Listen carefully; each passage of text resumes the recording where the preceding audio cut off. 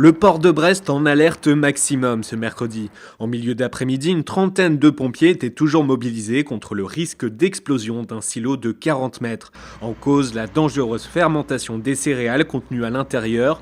Un périmètre de sécurité a été mis en place. Mardi soir déjà, à Lamballe, un incendie d'ampleur a ravagé un bâtiment de la Cooperle sans faire de victimes. Les norovirus, ou plus communément appelés virus de la gastro-entérite, sont de retour en rivière de Crac dans le Morbihan.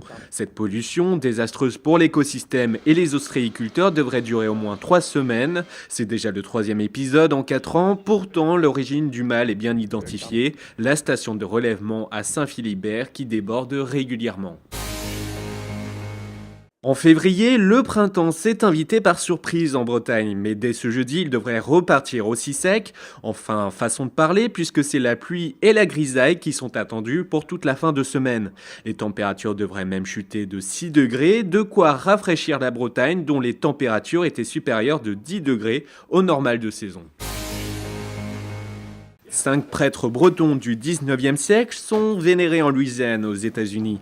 Une délégation américaine était même présente ces derniers jours à Saint-Brieuc pour tenter de retracer leur histoire, en vue d'un livre, d'une BD, voire même d'un film documentaire.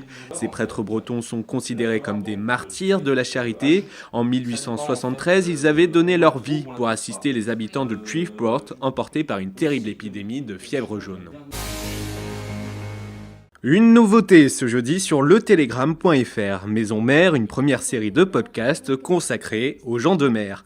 Marins, chercheurs, surfeurs et autres voyageurs s'expriment en toute intimité, permettant de découvrir derrière la ligne d'horizon toute la richesse et la complexité de parcours uniques. Premier épisode ce jeudi avec la rencontre d'Éric Defer, skipper qui a dû laisser son bateau à la dérive.